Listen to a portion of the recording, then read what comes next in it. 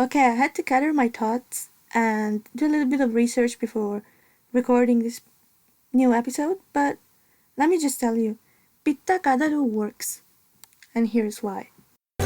Not soon. Just friend అన్న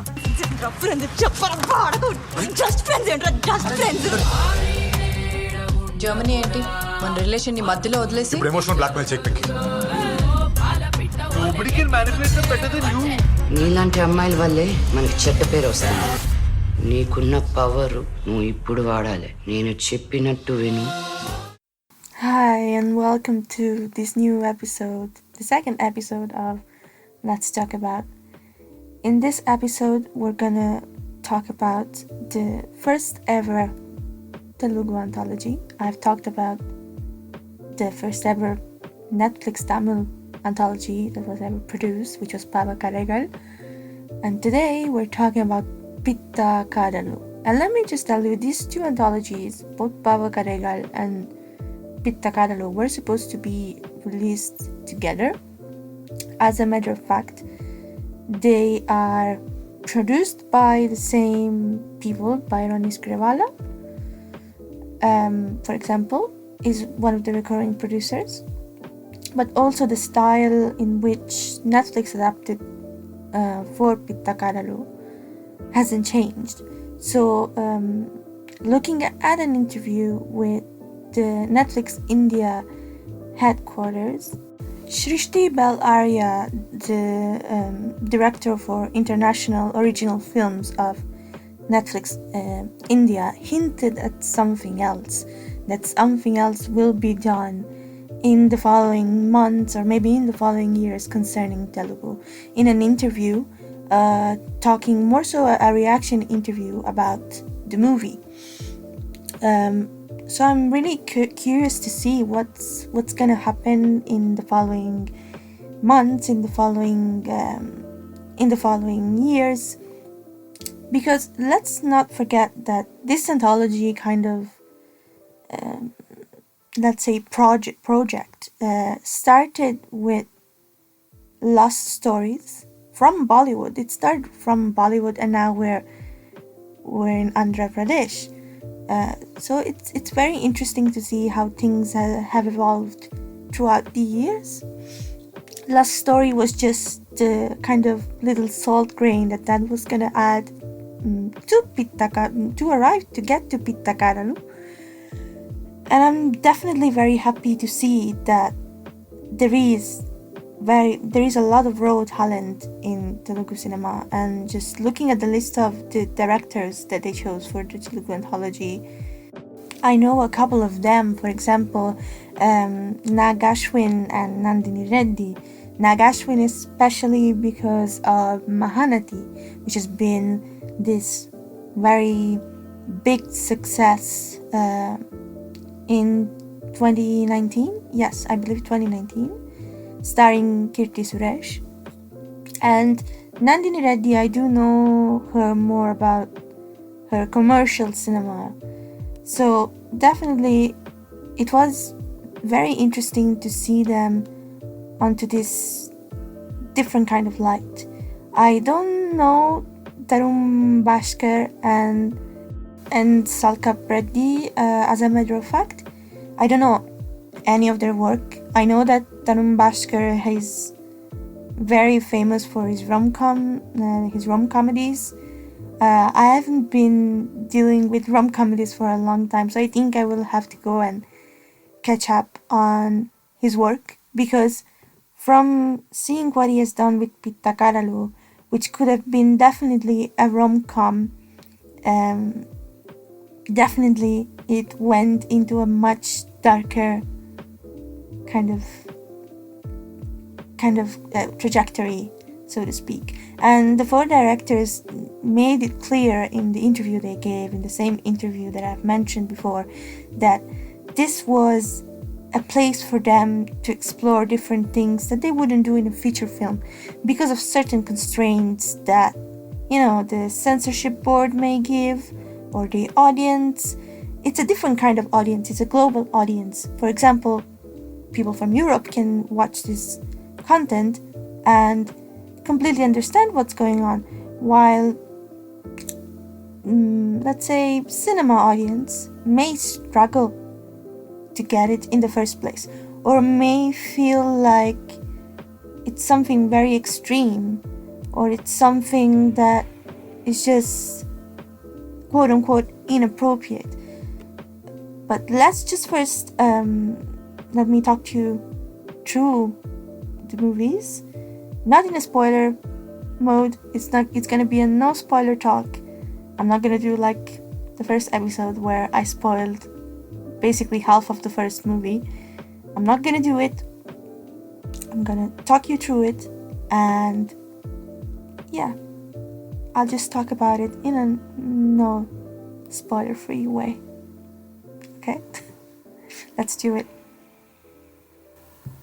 So the order for the movies was Tharun, Bhascker, Nandini, Reddy, and then we have Ashwin and Sandkalp, Reddy closing. And to be honest, although I didn't know a lot about Sandkalp, Reddy and Tharun, Bhascker, I think that those two movies were the one that stood out the most. Don't get me wrong, Nandini Reddy's and Ashwin's movies also have a strong impact, but I think that the first one, which is Ramula, and the last one being Pinky closing, are very effective, and I really appreciate the fact that they put the kind of I wouldn't say strongest, but the most impactful ones in the middle. Well, not in the middle, but as an intro and as an outro.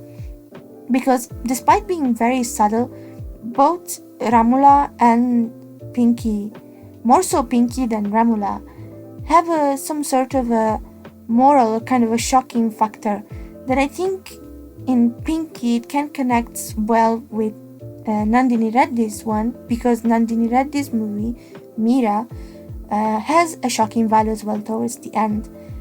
One thing that I also liked about the movie, or the choice, it's the titles of the movies.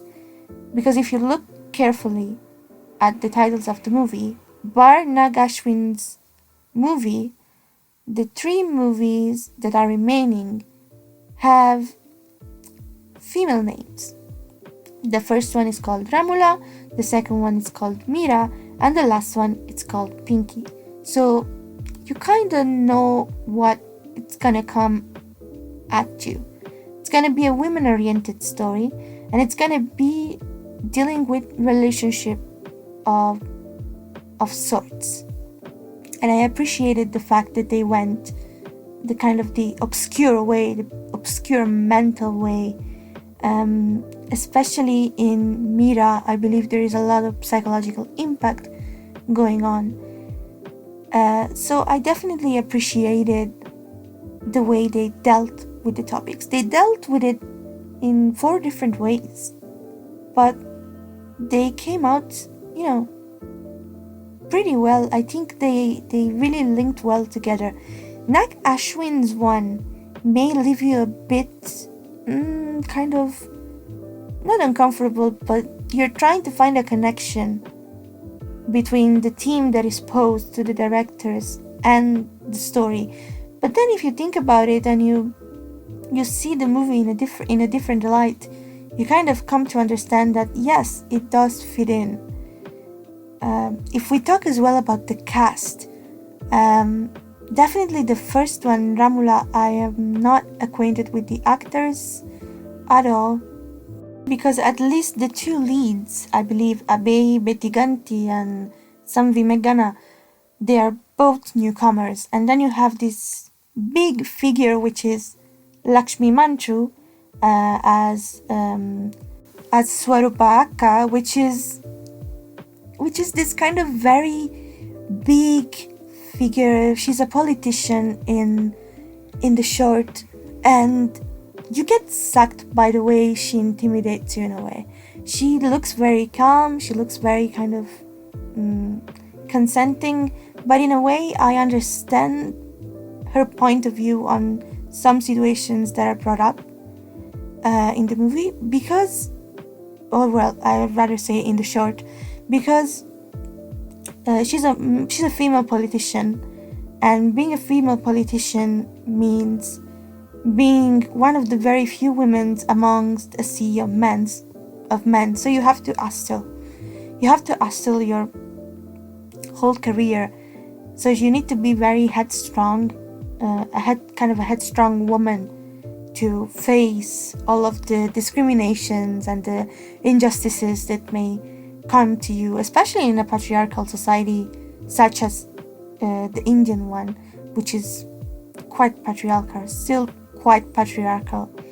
And then you have Ramula, which is this girl that is in love with this guy, Ramchandar.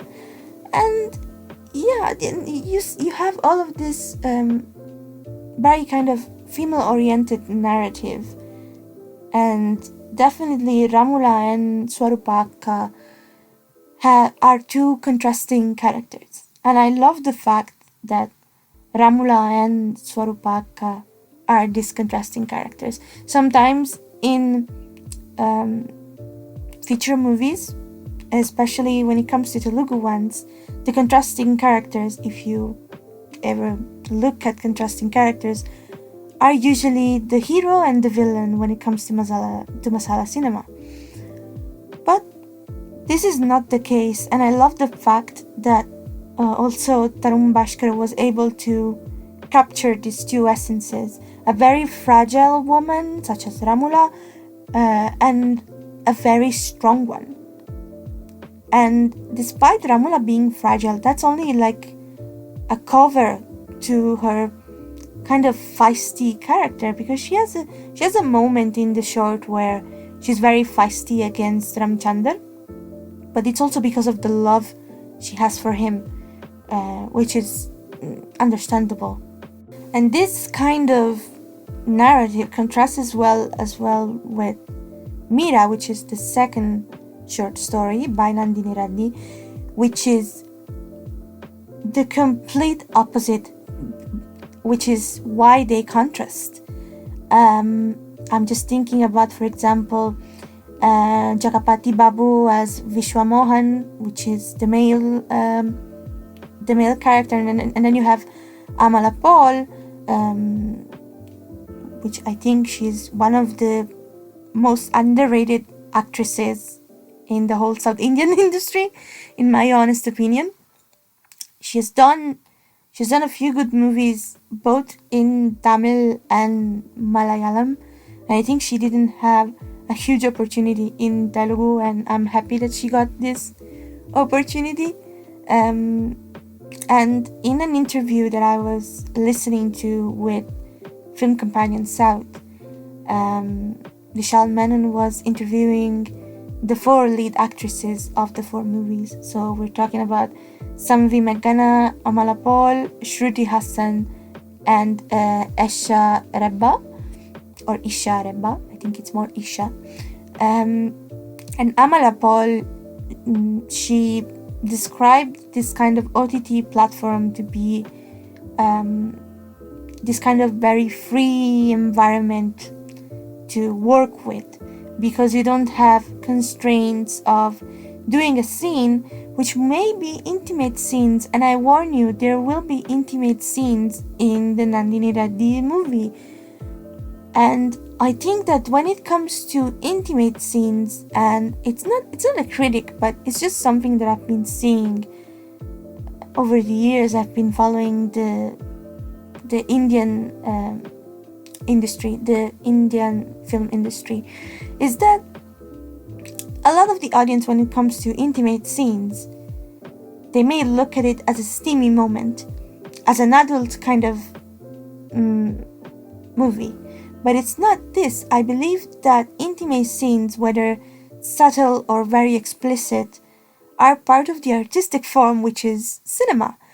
So I don't think there shouldn't be any kind of excitement or disapproval or shame in showing, for example, intimate scenes in mainstream or feature movies, mainstream cinema or feature movies. And I think that what Amala Paul said, wanted to intend when she said a free kind of environment, is that she was able to do those intimate scenes because the audience that was gonna look at the movie was gonna understand that it's all part of the narrative, which I assure you, you will get mad. If you're a woman, you will get mad because of certain behaviors, mainly as excessive jealousy when it comes into a relationship, and jealousy and possession, which I think it's not a good way to deal in a relationship, in my own opinion. To deal with the other person if you are in a relationship. X-Life, it's definitely the most experimental one of the four. And Ashwin, I don't know how he got this idea of getting this futuristic kind of view and intertwined with a relationship kind of setting. And let me talk about the cast. We have Shruti Hassan as the female lead, and then we have a singer, Sanjit Hegde, as a newcomer. He's a newcomer into acting. He's been singing for Canada and I believe Tamil industry or Telugu industry, I believe, for quite a long amount of years. And definitely seeing him in this new attire made me think and believe that, not all singers are bad at acting. Because Sanjit Hegde, it became very spontaneous to him. He's kind of interpreting this very spoiled brat that created this futuristic world, and he can get everything he wants because he has the money and the power and everything, and yet he's able to fall in love with Divya, which is enacted by Shruti Hassan. And despite the whole relationship thing, there is a subtle metaphor about society nowadays, or what society could become if we would live in a world which is commanded or kind of ruled by technologies. It definitely made me think about the current situation, that we're dealing with technology so much that it's gonna overcome the natural way of dealing with people or dealing with certain things. And it could even take up your own life, if you know what I mean. It's not talking about dying, but it can really suck you up into a different world if you're not too careful about it. I think that's what's fascinating about this movie. At the first glance at the movie, you don't really understand why Ashwin went for this instead of, basing it onto a social level, grounded, kind of more nowadays space and time related story. But then you'd start to understand he's trying to look at the future with a much more social way, not only looking at the relationship aspects of the couple, but also looking at balance of power and all other kind of themes and topics that to me are very fascinating. And definitely it will make you think about how conscient of a person you can be, up to how much of a conscient person you can be for humanity. I think it's very clever, it's very smart, it's done in a very good way, and definitely give it a look. Give it even a second watch if you don't get it the first time, because definitely you will understand it. You will get that subtle metaphor that I'm talking about. At first you may not get it, but you will get it. And let's talk about the last segment, which is Pinky. and we have Satyadev Kancharana as Vivek, and then we have Isha Rebba as Pinky, Srinivas Avasarala as Harsha, and Ashima Narwal as Hindu. So this story, at first I thought this was going to be some sort of a rom-com twist kind of thing. But I swear to God, the fact that this came last and the fact that just the turn of events that it shows, and again at the start you may be confused while watching it, but then at the end, when you look at the final scene, the climax, you get to understand the whole story. And Sandkalp Reddy in an interview said that he made this story so that the audience at the end of the movie, each person will have a different understanding, more so that each person will understand it differently. It's one story, but you can understand it 10 different ways, and those 10 different ways are completely correct. So definitely it's a very smart move. And at the start you just think about, a normal relationship, which is with its ups and downs and all of that, but then you get into this twisted kind of dark preamble, well, not really preamble, but story or twist kind of thing. You get Indu's character out of nowhere and you're like, what is happening, what is going on? And then you get as well Harsha out of nowhere and you're like, what's happening, and then everything gets clear towards the last 10 minutes of the movie. You're like, oh my God, is this really happening for real? Because that's what was going through my mind when I was watching this movie. I was like, oh my god, this is getting twisted, and it definitely brings up themes of consent, mutual consent.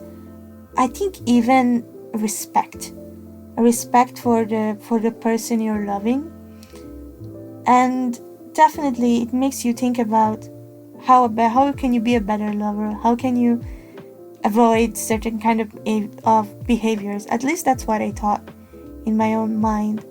I think, I haven't talked a lot about Tharun, Bhascker and Nandini, Reddy's one, but definitely Tharun, Bhascker will make you learn about how not to believe into what really life kind of makes you want to believe. There is a hint of extreme feminism.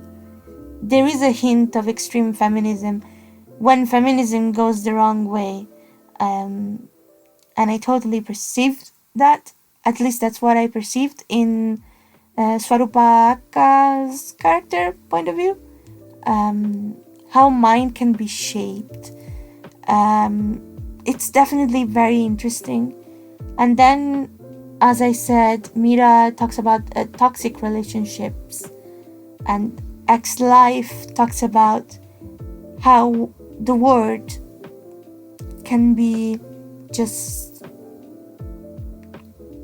shaped in the future if you're not a responsible human, and how power sometimes can overcome genuine emotions such as love or caring for other people. It's not only, balance of power, how balance of power and simple emotions such as love and affections towards people can become something of very ephemeral when you have all of that balance and power. It's definitely something that I really liked about Nag Ashwin's movie. All of the four, despite there may be a lot of technical issues, I think the four of them, they engrave good messages, and they have interesting storylines, and they have very good performances. I mean, strong performances. If I have to name a few, Samvi McGanna in the first one, and then you have Amala Paul in the second one. You have Sanjeet and Shruti doing the same exact thing in the third one. And then you have Isha Rebba and Satyadev Kancharan in the last one. They're definitely strong performances, and yeah, I wouldn't recommend it more. Just go and watch it. It is the same structure as Pava Kadegal, so you can stop it whenever you want. You can watch it one episode one day and then the second episode the next day. So you're free to do whatever you want. You're free to switch and interchange, although I don't think there is as much need as Pava Kadegal to get the whole kind of sense of the narratives. But anyway, just go and watch it. I think it's worth your time. It is really worth your time because of the thematics that the movies express. Last but not least, let's talk about the music of this movie, which is done by one only music composer, which is Vivek Sagar, for the 4 movies. So he had one song for each segment, at least I believe, because the full music directors list hasn't come out, so it could be more than one, but for now, as far as I know, what it says on Wikipedia is Vivek Sagar, and the music in this movie, it's also very good. You have a very strong one in the first movie, which I think you have heard it. If you have heard the intro of this episode, you may have heard it as well. You may have heard it in the teaser, you may have heard it in the trailer. You've heard it everywhere. It's like the kind of tune that you listen to it and you associate it with Pitta Kathalu. It's really, and I think it's the best one out of the 4. It's probably the best song out of the bunch. Definitely, absolutely. And then my second favorite, it's probably the one from X Life, which is in English. And then the third one, I think it's Mira. Mira's one, it's much more vengeful. It has kind of this darker tone, and definitely I like it.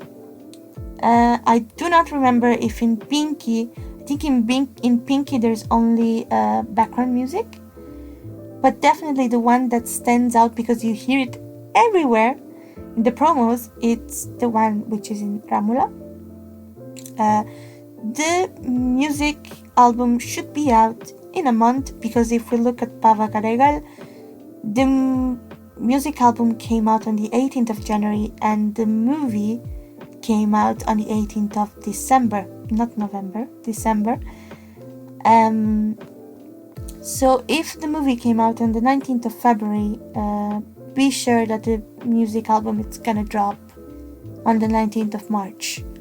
So let's wait and be, just let's encourage ourselves, because it's gonna be a very good album. I think it's a very good album. So, final premises of Pitta Kathalu. Pitta Kathalu is definitely a start for something to develop in the Telugu industry. The Telugu industry is very well known for its rom-com. Each industry in the South has their strength points. In the Telugu industry is rom-com. Then you have Tamil cinema with the masala kind of entertainers that kind of rule over.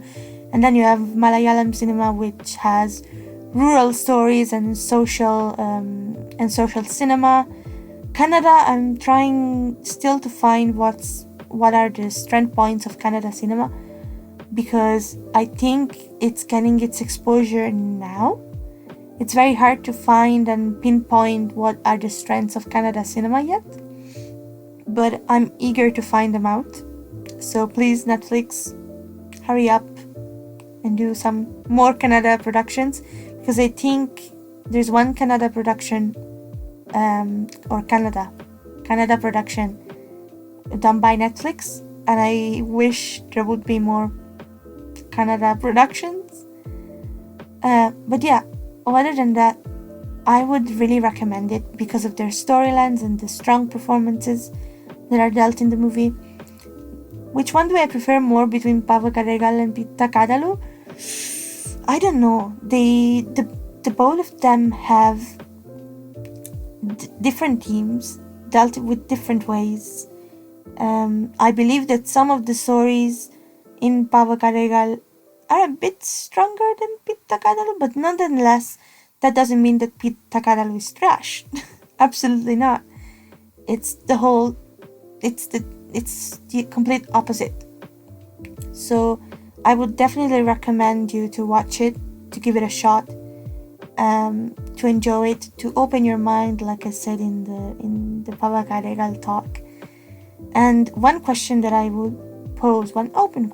would like to pose is, where do you think Telugu cinema is going? Or Telugu cinema on OTT platforms is gonna go after Pitta Kathalu?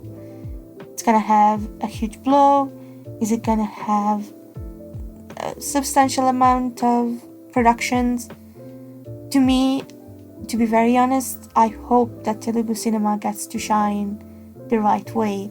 Not only with rom-coms, which are the strength point, but also with rom-coms that could have social issues, that could tackle social issues very well. So I'm very eager to see what's gonna come in the future. And definitely I cannot wait to see the new faces we've seen in these shorts getting some light, maybe in a feature film, maybe for an OTT platform, who knows. But now that cinemas are open back and they're back to not a full swing but a moderate one, my question is how directors are going to be attracted to OTT platform now that cinemas have reopened, because OTT platforms are said to be this very free and happy space, but how much of this happy space are directors willing to use for their own movies? We shall see. And honestly, I think and I believe that Tharun, Bhascker, the four of them, they actually said that they had much more freedom compared to a feature film for different reasons. And I definitely cannot wait for Netflix or even Amazon to pick different directors and showcase Telugu directors and Telugu stories. So yeah, I definitely cannot wait, and I'm sure they're gonna serve us some surprises. I am sure of that. It is also a way from my point of view as well that, original stories, original movies that are not remakes, because remakes are something that it's very kind of imposing itself on the whole Indian industry. More so it's sucking Bollywood right now, but even the southern industry, it's kind of put herself into this remake kind of thing. But definitely there is a need to promote original stories, and I think OTT platform can do that. They can do that. They absolutely can do that. They can promote good stories that are good for the audiences. I don't know how many directors are going to struggle from now on because of the impact of OTT platforms in a way, but definitely it will have a huge impact on terms of story writing and issues that are tackled. Is Telugu masala cinema gonna struggle? I eagerly don't know. Definitely not, because of the huge star environment that it's still present in South Indian cinema, or in Indian cinema as a whole. It's kind of a bit dismantling in the north, but definitely it's still there, and it's gonna be still there. I don't believe that it should be fully dismantled, but definitely the audience should be more conscious of the products they consume. It's simply this. So definitely I believe that there will be a light at the end of the tunnel, and I've been following Indian cinema for nearly 11 years now.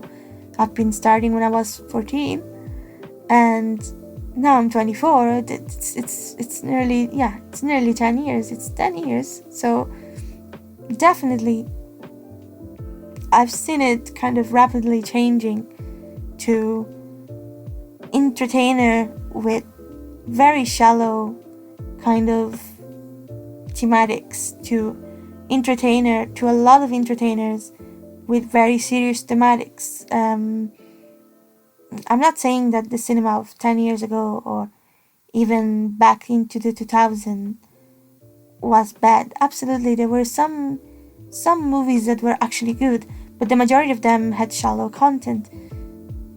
My joy, quote unquote, when I see this kind of new wave of cinema coming into India is that audiences' mind can be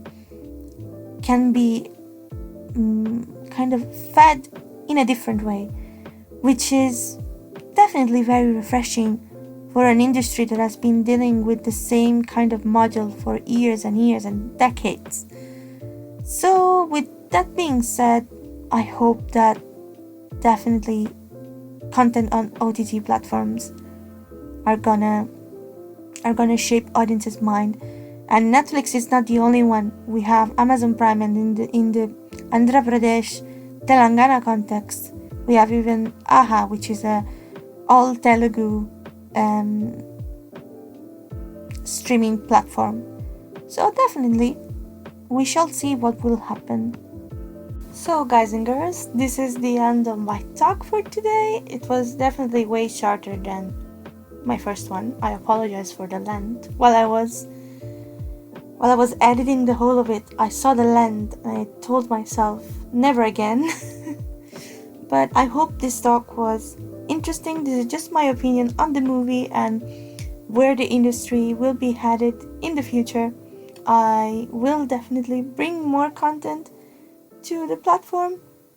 We're gonna talk more about music directors, music in the Asian context, movies and cinema from different Asian countries. So don't worry, I will come around to that. But for now, I definitely wanted to start with the one I've been knowing for the most time.